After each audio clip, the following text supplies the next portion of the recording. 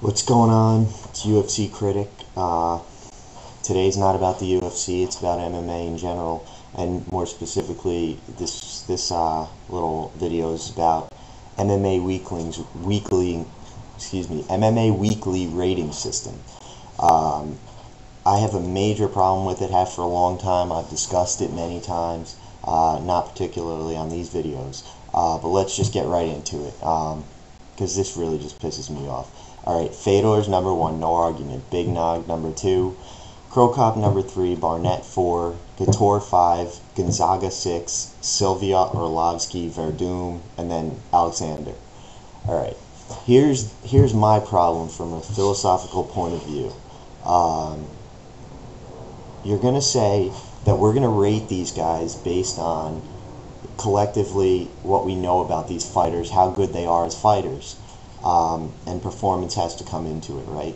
So essentially what MMA Weekly has set up is a system where everything's arbitrary and there's no definitive way to rate guys. Now, to an extent that's going to happen. That's going to be the case because, there's no scientific way to rate fighters.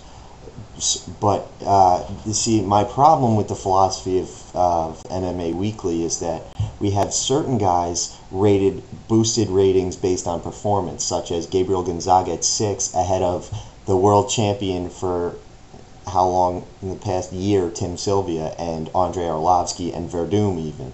Okay, Gonzaga's put in the 6th spot on 1 lucky knockout. I'm not saying he's not a good fighter. He's a good fighter. But, I mean, he got lucky, knocked Krokop out. Congratulations.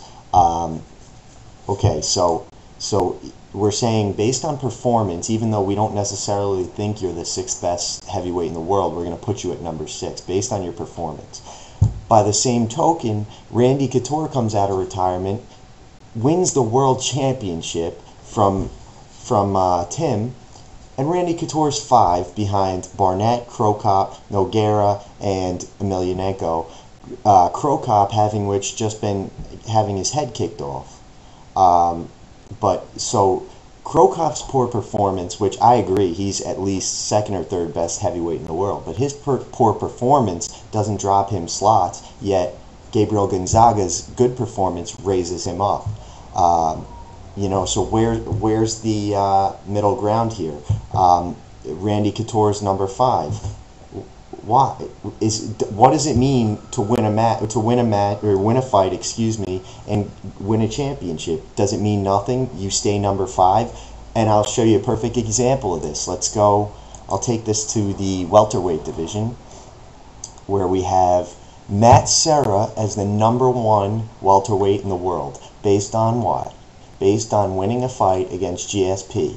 Do the people at MMA Weekly truly believe that he's the best welterweight in the world?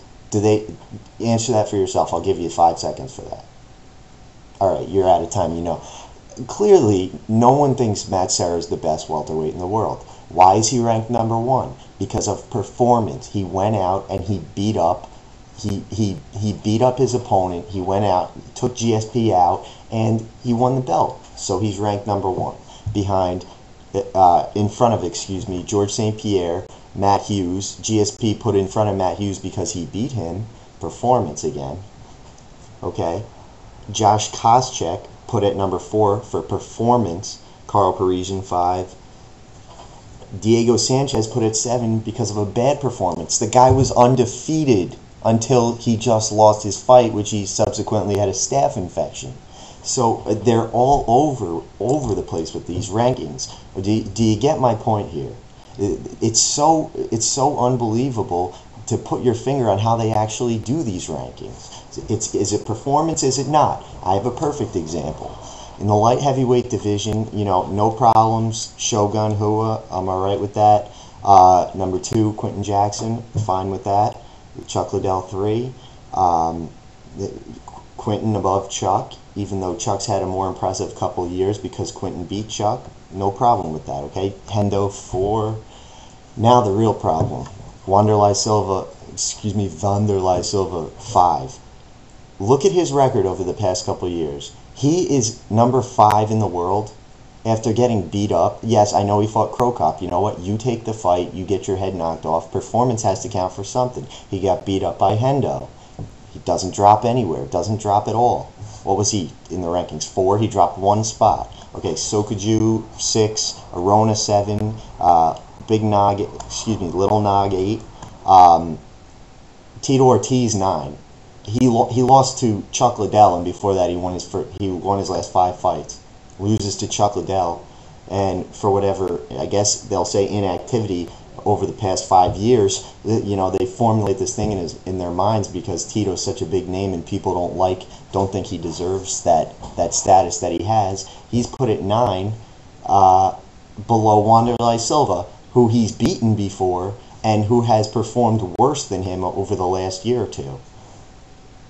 How does that? Where is the sense in that? It makes no sense to me. And essentially, what I'm saying with this ranking system that they have is that it's asinine. It's completely ridiculous. It's half right and half wrong, and it has no credibility. MMA Weekly, as far as a ranking system go, and it's looked at as the standard ranking system, MMA Weekly has no credibility, and I have no problem saying that.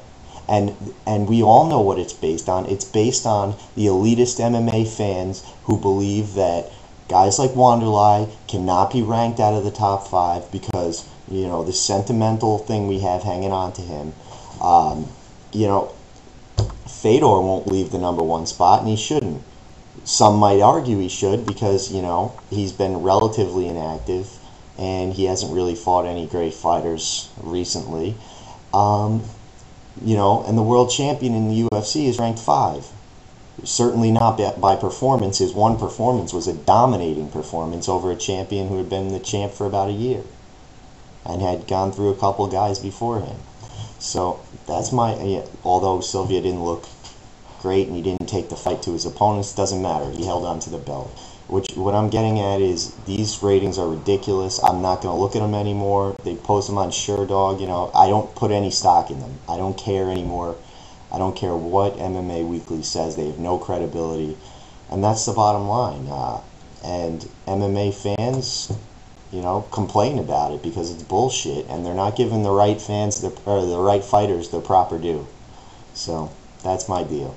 All right, I'm the UFC Critic, and I'll be back with another video that won't be as much of a rant sometime soon. All right, peace.